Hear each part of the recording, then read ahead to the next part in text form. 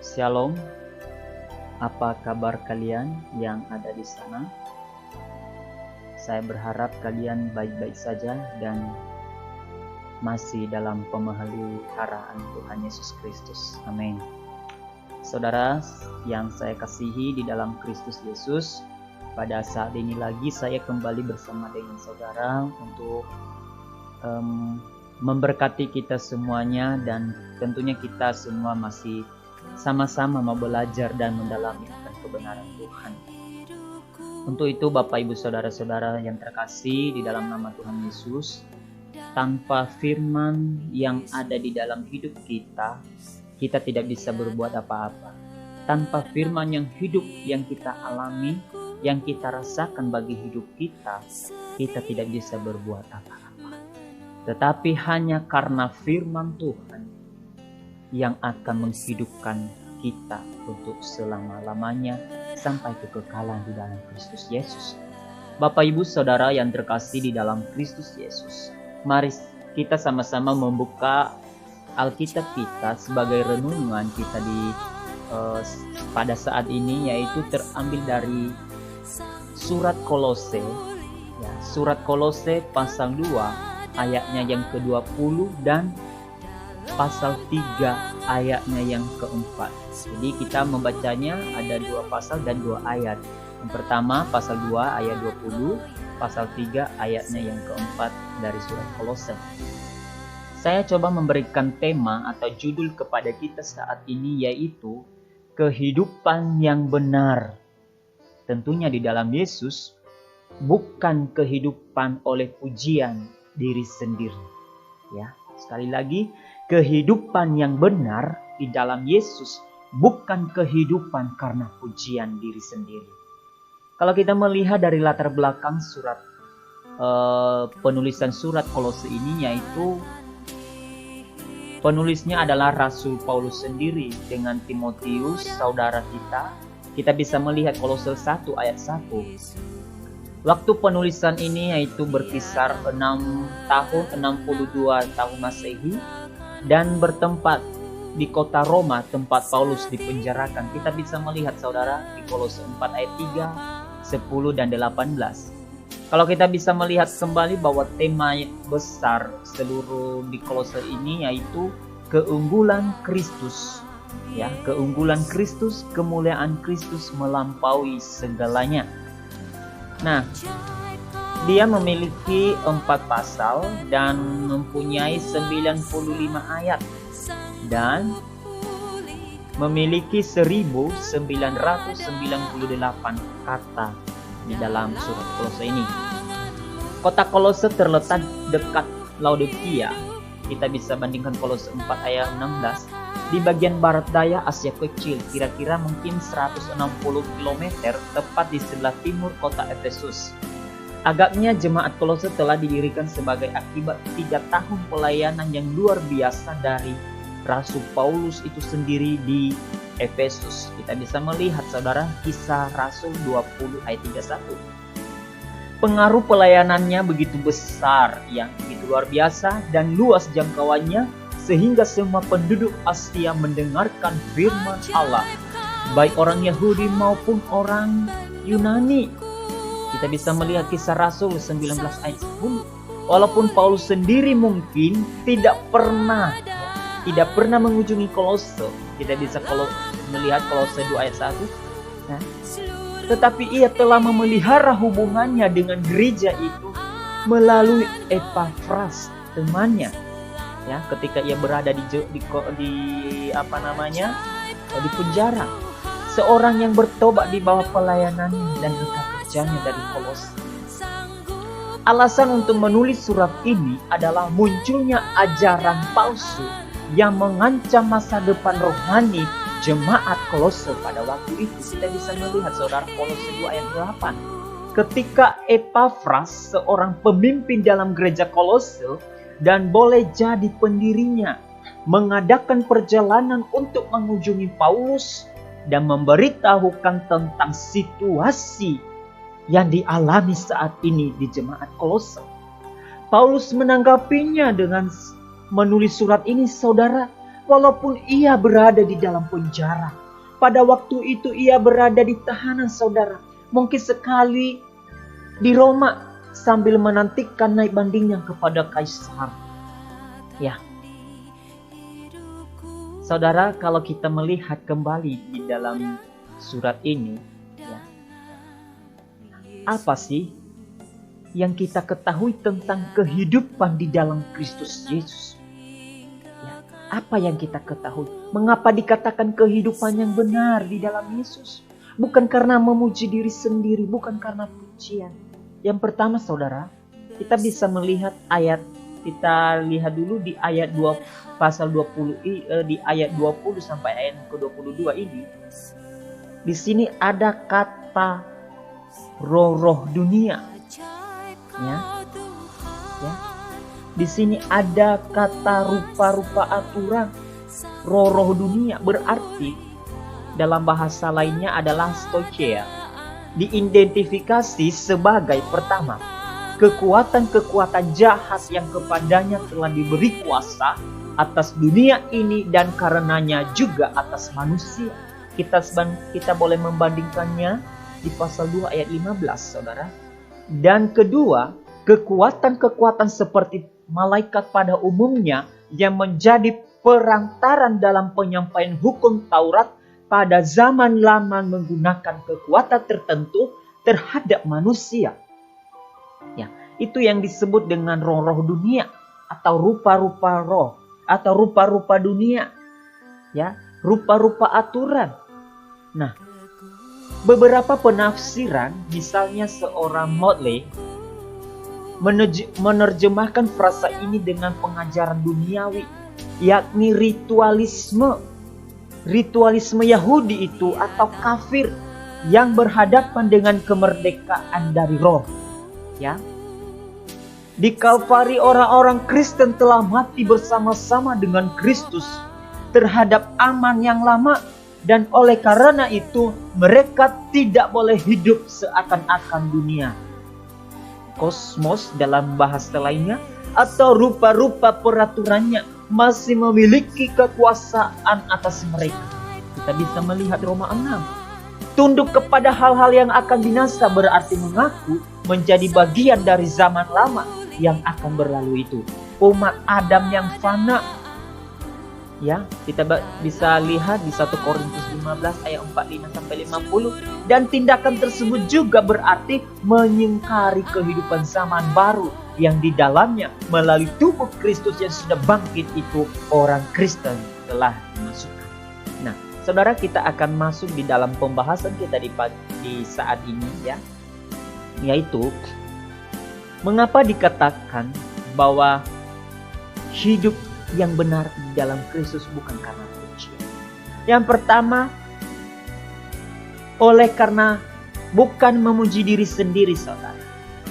Para penganut gaya hidup asketis berpandangan bahwa tubuh ini jahat, maka untuk menyucikannya perlu menyangkal diri terhadap hawa nafsu, penolakan terhadap selera makan, dan penekanan seminimal mungkin segala keinginan, termasuk keinginan yang berkaitan dengan seks. Sepintas nampaknya gaya hidup ini sangatlah bijaksana, namun sesungguhnya mereka sedang melakukan ibadah yang berpusat pada pemujaan diri sendiri atau memuji diri sendiri. Ibadah semacam apakah ini? Mengarah kepada kesombongan tentunya. Kesombongan rohani karena menilai diri lebih suci, lebih baik daripada yang lain. Ya. Saudara, Paulus mendorong jemaat Kolose untuk meninggalkan kehidupan asketis itu. Karena kekristenan bukan menu atau resep hidup dengan daftar berbagai peraturan-peraturan menuju kesempurnaan dan kesucian hidup di dalam Tuhan. Bukan, saudara. Tetapi relasi hidup kita dengan Kristus itu yang sangat terpenting. Itu kita bisa melihat di ayatnya ke-20. Kristen bukan berjuang sendiri melawan dan menimbulkan hawa nafsu, tetapi mengendalikan seluruh keberadaan tubuh bersama Kristus Yesus, saudara. Sehingga perubahan yang dialami bukan paksaan diri, melainkan secara alami mengalami pembentukan Roh Kudus yang bekerja di dalam ketaatan kepada kehendak-Nya. Peraturan yang ditetapkan dalam ayat 21 ini adalah muatan manusia belaka yang dibuat seolah-olah merupakan ibadah yang sejati kepada Tuhan. Namun sesungguhnya bertujuan hanya memuaskan diri sendiri, saudara. Kita jangan terjerumus pada hal itu. Kita bisa melihat, kita bisa lebih berhati-hati lagi untuk mengutip ayat 22 ini sampai ke 23.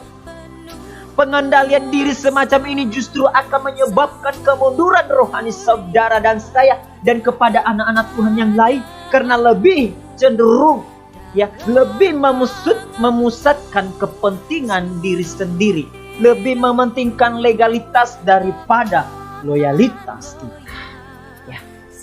Bagaimanakah hidup yang merupakan ibadah sejati kepada Tuhan, saudara? Mari kita fokuskan hidup kepada Kristus. Gantikan posisi aku.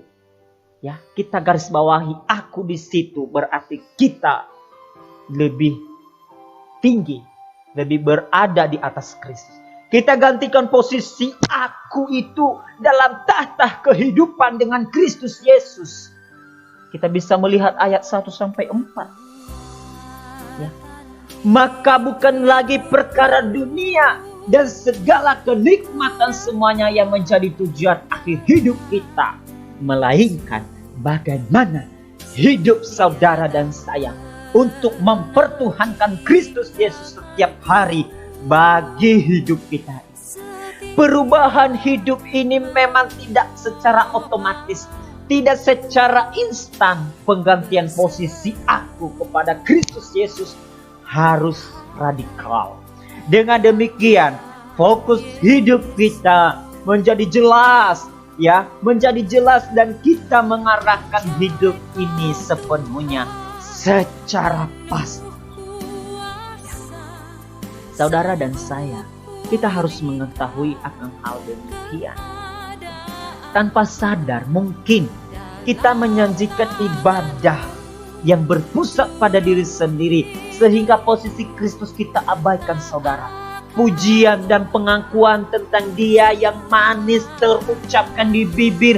Kita beribadah, kita menyembah Dia, kita berdoa seringkali bukan lahir dari kehidupan kita yang sesungguhnya. Ibadah yang sejati di dalam kehidupan kita yang bukan berpusat kepada Kristus, seringkali itu hanya terucap di bibir yang manis itu sendiri, bukan dari lubuk hati yang sesungguhnya. Bagaimana kebenaran firman-Nya menuntun hidup kita, mengambil sikap konkret. Bagaimana kebenaran firman-Nya menuntun kita untuk mengambil sikap konkret? Adakah sesuatu yang perlu diubah dalam sikap hidup ibadah kita? Sebab ibadah itu bukan hanya di gereja, saudara. Ibadah yang sesungguhnya itu adalah tubuh Kristus, adalah tubuh saudara dan saya. Bagaimana kita bisa memelihara itu bagi Kristus Yesus? Untuk itu, saudara, Tuhan Yesus sangat tegas. Tuhan Yesus sangat tegas bagi saudara dan saya saat ini. Bagaimana kita harus berfokus memusatkan diri kita lebih sungguh di dalam Tuhan. Bukan karena memuji diri sendiri, bukan karena menerima suap, bukan karena menerima puji-pujian bagi orang lain, saudara. Tetapi hanya satu, yaitu di dalam Yesus sendiri kita bisa hidup benar itu sendiri. Bukan hidup benar di dalam orang lain. Bukan hidup benar itu kita temukan di Allah-Allah lain. Bukan, saudara. Kita jangan terkecoh atas itu. Untuk itu, saudara, apa yang harus kita lakukan? Apa yang menjadi bagian kita saat ini? Apa yang akan kita lakukan saat ini? Yang pertama, untuk itu marilah kita menyadari akan hal demikian dalam hidup kita di dalam Kristus. Apakah selama ini sudahkah kita sungguh-sungguh mengalami kuasa Tuhan bagi hidup kita atau belum? Ataukah sudah kita memiliki hidup yang intim dengan Kristus, saudara? Dan apakah kita selama ini hanya mempertuhankan Kristus Yesus satu-satunya Tuhan bagi saudara dan saya, ataukah hanya setengah-setengah? Kedua, janganlah kita umat Tuhan lebih suka dan lebih senang dengan pujian orang terhadap diri kita sendiri masing-masing, dan memuja diri sendiri seakan-akan kita lebih benar 100% di hadapan Tuhan dibandingkan yang lain. Ya, Kristus Yesus sangat menginginkan saudara dan saya dan kita semua untuk tetap berada, untuk tetap hidup di dalamnya dan mengalami lawatan kuasanya. Jangan kita memegahkan diri, jangan kita sombong, jangan menganggap diri lebih baik daripada yang lain. Tetapi utamakan, lihat lagi Kristus bagi saudara. Tuhan sangat tegas bagi semua dalam firman Tuhan ini, bahwa Dia telah mengatakan kepada kita anak-anaknya, kita saudara dan saya, ketika kita mati di dalam Tuhan, ketika kita telah dipanggil di dalam Tuhan, berarti kita telah bebas dari kuasa-kuasa roh jahat di dunia ini. Kita bebas dari aturan-aturan dunia ini, dan kita telah berada di dalam kehidupan kekekalan Kristus di dalam hidup kita. Untuk itu, Dia tidak ingin ketika saudara dan saya mati di dalam Tuhan, dipanggil oleh Tuhan, maka janganlah ambil bagian kepada dunia ini dan masih berada di dalam peraturan-peraturan dunia ini, sehingga Ia berkata seakan-akan saudara dan saya seakan-akan masih hidup di dalam dunia ini, padahal secara kenyataannya, secara realitasnya, bahwa saudara dan saya telah. Ya, artinya saudara, ketika kita hidup, ketika pun kita mati, kita yakin dan percaya kalau kita sudah ada di dalam Kristus, kita telah menerimanya di dalam Kristus. Segala janji-janji Tuhan kita telah menerimanya.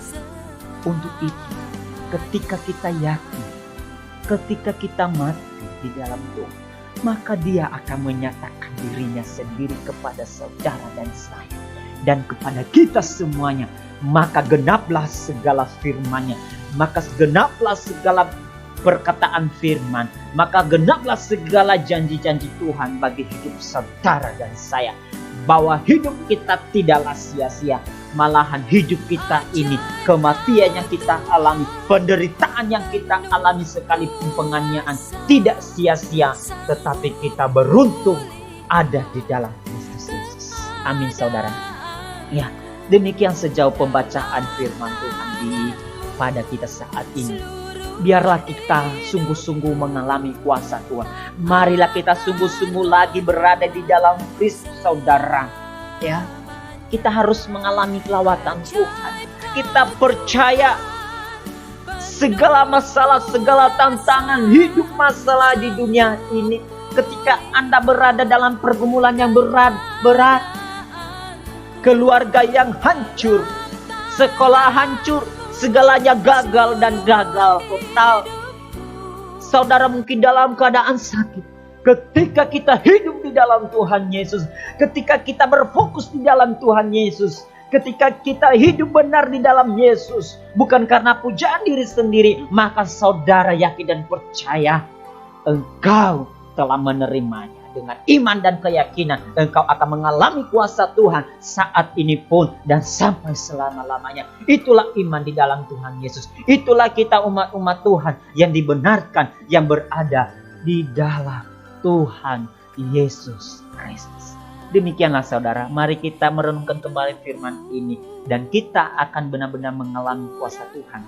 Dan marilah kita sungguh-sungguh menjadi saksi-saksi Kristus, bukan hanya pendengar baik aja, bukan hanya kita pendengar yang lebih baik, kita hanya lebih fokus untuk mendengar dan mengaminkan, tetapi kita lebih baik kalau kita bertindak maju untuk memberitakan, untuk meyakinkan Kristus itu, keyakinan iman kita di dalam Kristus Yesus yang adalah sejati bagi hidup kita hari ini dan sampai selama-lamanya.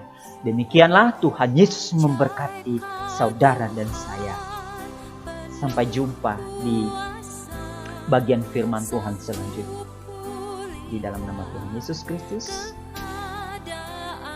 Amin. Shalom.